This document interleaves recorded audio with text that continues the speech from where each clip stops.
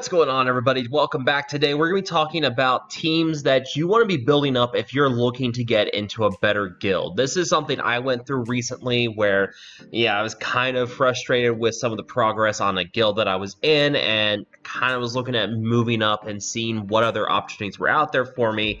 And there are some teams that when I was applying for guilds, they kind of wanted me to have so that we were able to progress into better missions, whether it be territory battles, territory wars, some better stuff for Grand Arena for myself. We're going to kind of talk about teams that you can be building up, whether it's looking into getting into Geonosis territory battles or looking to push yourself into getting into Rise of the Empire. We're going to break those down, as well as some teams that also are going to have some use inside of territory wars. If that's more of your thing, you want to get into a team or into a guild that really likes to focus on territory wars instead. We're going to break that all down in today's video. So if you guys enjoy this video, make sure to hit that like button, subscribe to the channel.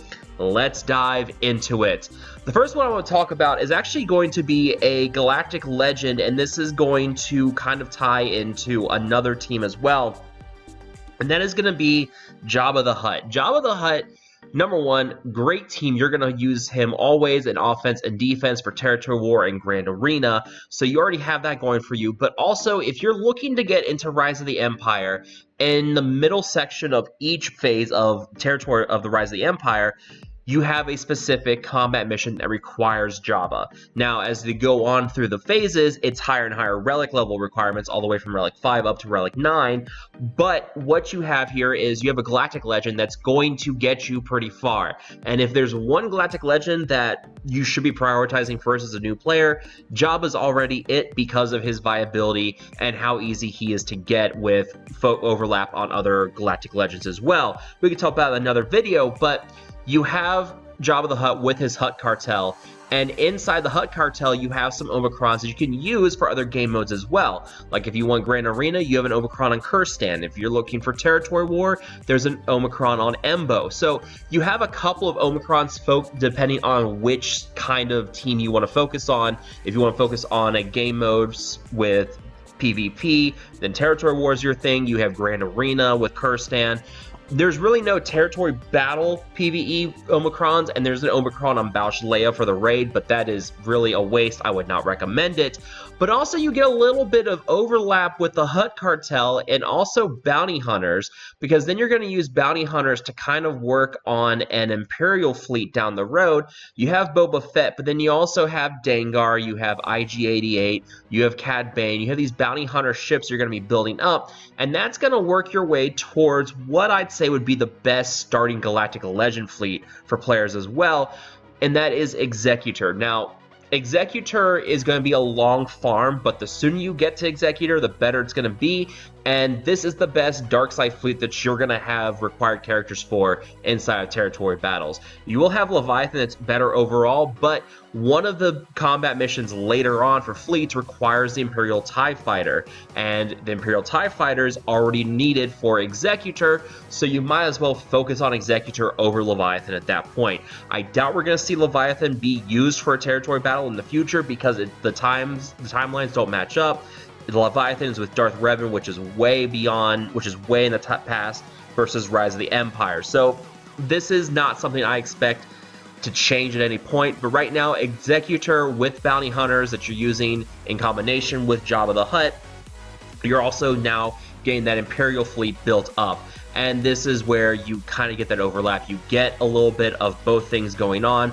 You get that build up with Jabba, you start to work on your Executor fleet as well, and now you have these teams that are going to work in pretty much all game modes, but also with having those combat missions, you're set to at least clear one combat mission in each wave of the middle section. That's going to make your guild pretty happy. Now, let's talk about some other characters here, and let's start by talking about Cal Kestis, and by proxy, Jedi Knight Cal Kestis. And this is one of your special missions with Zepho. In order to get Zepho unlocked, you have a special mission that requires you to use a Relic 7 Seer Junda, and then either a Relic 7 Cal Kestis or a Relic 7 Jedi Knight Cal Kestis. Now, what I did here for myself, and what I recommend you do, is that you work on the requirements to unlock your Jedi Knight Cal Kestis, and then instead of taking your regular Cal to Relic 7 well, now you take your Jedi Knight Cal Kestis up to Relic 7. And if you look at the requirements for Jedi Knight Cal, we have Cal, Seer Junda, Marin. All three of these have specific missions within territory battles. Already mentioned the special mission with Zepho, with Cal and Seer. Marin also has a special mission in Dathomir in the dark side section of the territory battles. You have Tarful, which you can use for a Wookiee team for Kashyyyk.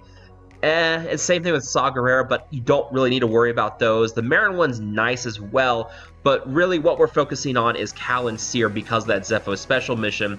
Because once you get Zepho unlocked, there's the opportunity to get 20 Kyrotech salvage of each type, plus a nice amount of Tier 3 guild event tokens as well. That Kyrotech really adds up. Overall, you're getting an extra 40 Kyrotech salvage of each type for each month, because you have territory battles twice a month.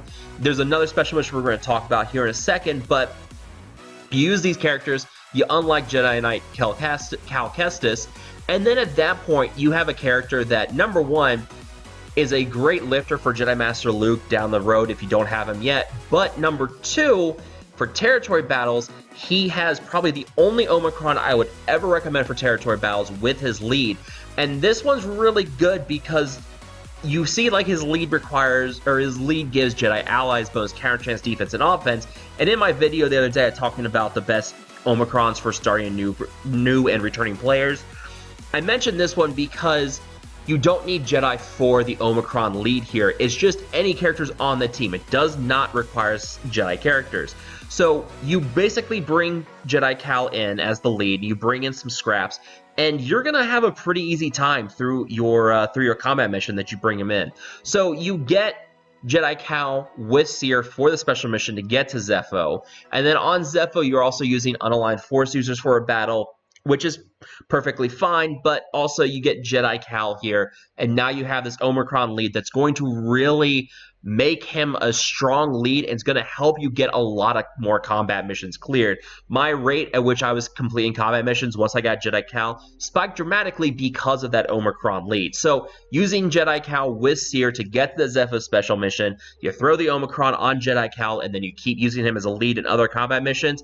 Absolutely fantastic. Moving on to the next one, we're going to talk about Mandalorians and Bo-Katan Mandalore. This is the other special mission plan that we have, where in this mission we have to use a few Mandalorians to fight a crate dragon, and then that unlocks the Mandalore special planet. And just like Zepho, we also get a lot of Kyrotech salvage. You get 50 of each type through Mandalore each completion, so you're looking at another 200 overall Kyrotech salvage, plus the 80 from Zepho each month.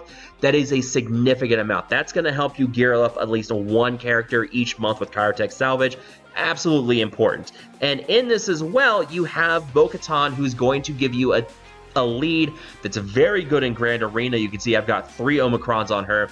Fantastic character inside of Grand Arena. You can also get some pretty strong usefulness of this team inside of Territory Wars as well. There are a couple of Omicrons, I believe, somewhere on this team that you can use for Territory Wars, but really what you're focusing on, yeah, here you go, Territory War Omicron on IG-12 and Grogu, but this is more primarily focused as like a Grand Arena team, but you do get some viability with them inside of Territory Wars as well. And like I mentioned already, you use them to get to Mandalore. Now, also, the requirements to unlock Bo-Katan are pretty steep. You need Relic 7 on Beskar Mando, Paz, IG-12, and then also Kelleran Beck, which is another character that you can get an Omicron on that's going to be very, very good inside of Territory Wars. The Kelleran Beck Omicron lead with other Galactic Republic Jedi works really, really well. You also have him in the Naboo raid right now, which we're starting to see the sun set on this team. But if you are still going to be working through the Naboo raid for a while, like Kelleran Beck lead's going to be pretty good. So you have this going for you right now. So between those 4 requirements plus Bo-Katan Mandalore, you get some nice return on them. Plus you get that huge amount of Kyrotech salvage every month. That's really going to help you grow your roster as well. Now, next up, we're going to talk about Inquisitors. Now, this one is a little tricky because the Grand Inquisitor Legendary event, I'd say, is probably the worst one. The only other one being Dr. Aphra. I haven't completed the Aphra one because I've been terrified to do so.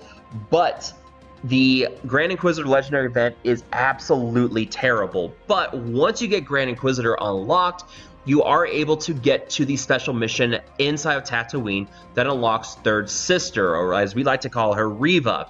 And Reva is absolutely incredible. Just a huge lift to the Inquisitor team. The Inquisitor team before Reva was terrible. Once you get Reva on that team, it completely changes the game with this team. They are incredible inside of Grand Arena. A very, very strong Grand Arena team up near the level of Galactic Legends. They can beat several Galactic Legends. I use them to beat General or Jedi Master Kenobi all the time. If I don't find Kenobi, there's probably a Luke on defense as well, and Inquisitor will handle that too.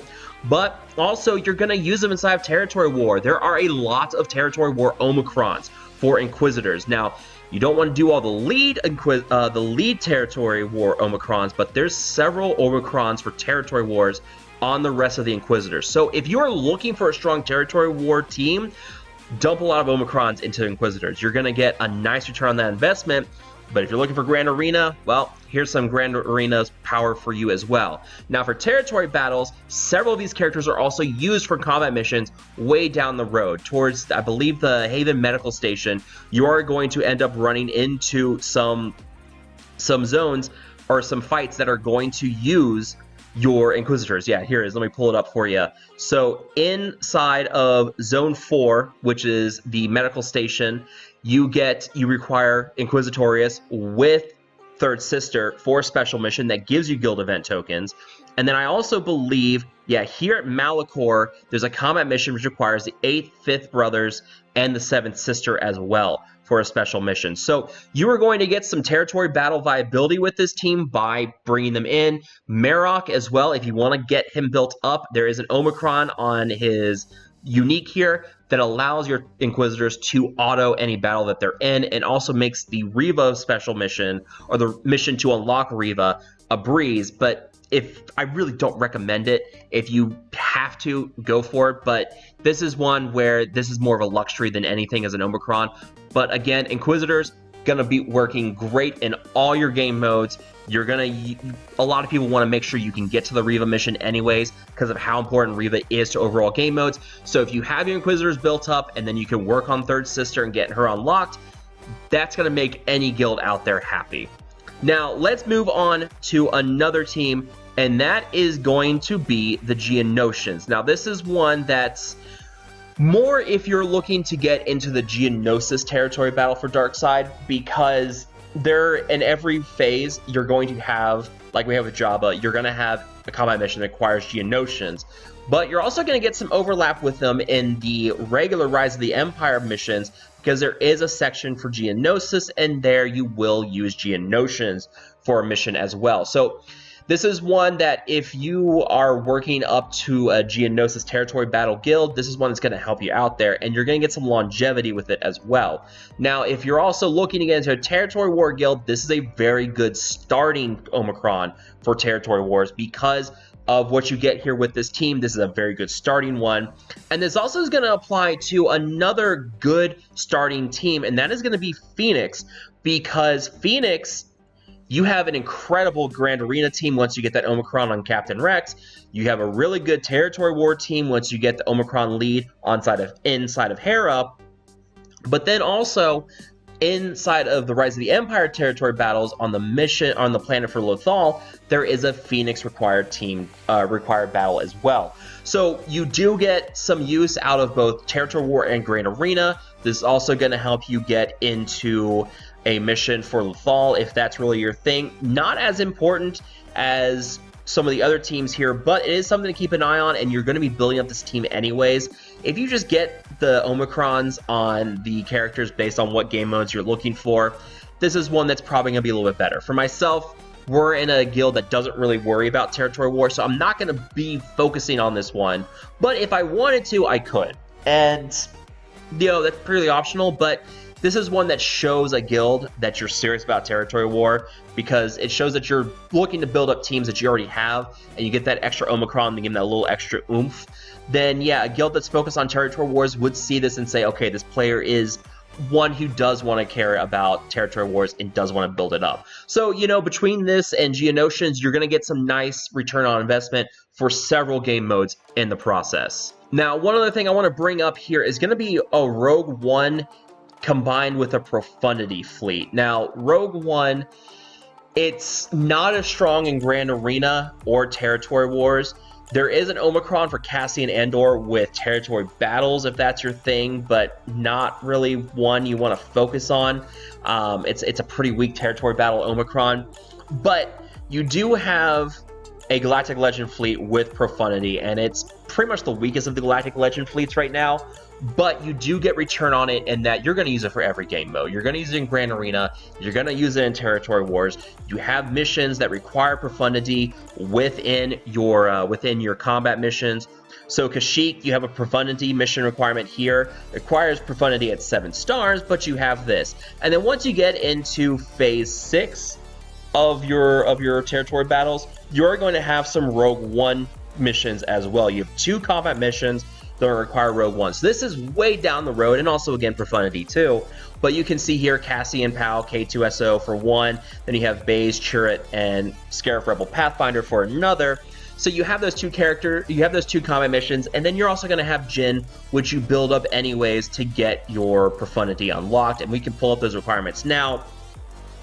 You're going to get some overlap with that Profundity team and what you need to get it. And you can see here, like, yeah, Admiral Raddus, you need at Relic 9, you have Cassian Andor, Jyn or so, you have Bistan, and then you have a couple of Rebel fleets here, ships here with Cassian's U-Wing, Bistan's U-Wing, so you're already using those with your Rogue One characters. And then you have some other easy farms for your Rebel ships.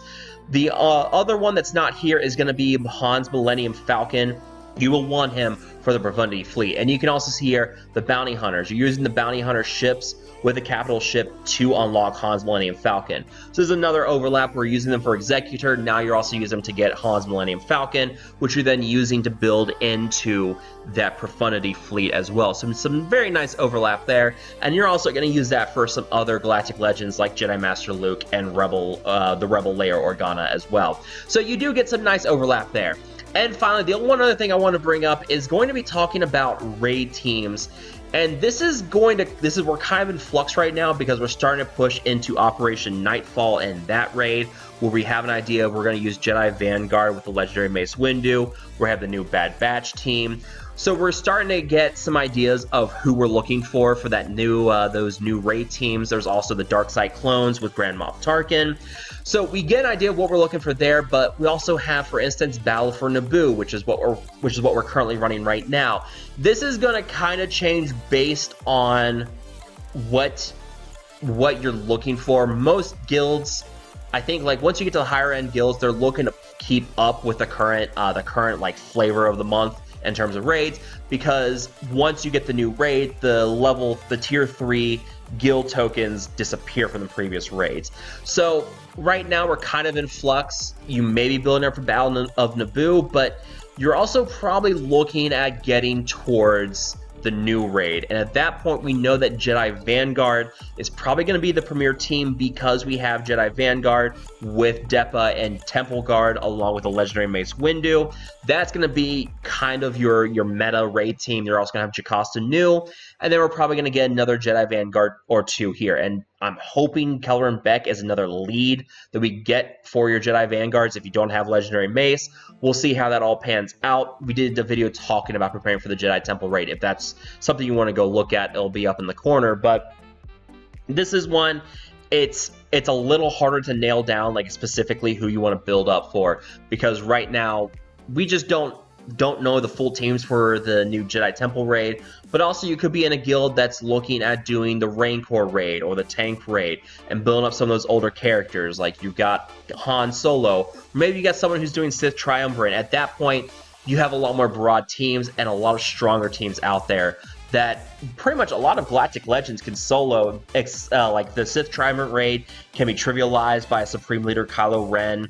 Your Commander Luke team with Rebels and like Han Solo and Chewie and C-3PO can wipe out a tank raid pretty easily as well. So yeah, you want to focus more on, you want to kind of keep an eye on what we're building up for the future raid. And that's something we're going to break down once we get an idea of what more teams we're going to be using for that in the future. So that's going to kind of wrap it up for me here. I want to hear from you guys. Do you guys agree with my list of teams here? Do you disagree? Do you think I missed out on a team? Do you think I was completely dead wrong on a team? Let me know down below. As always, if you guys have enjoyed this video, make sure that like button, subscribe to the channel. I will see you guys next time.